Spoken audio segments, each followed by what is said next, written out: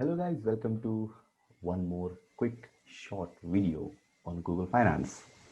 For example, I have taken Infosys and today we'll fetch the low value of the stock price.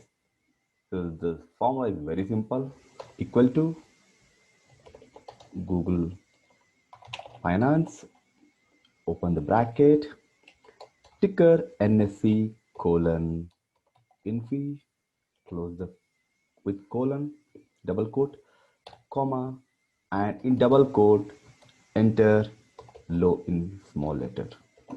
Enter.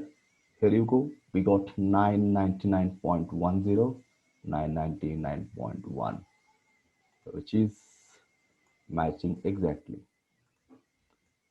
So 999, 999.1. Thank you for watching.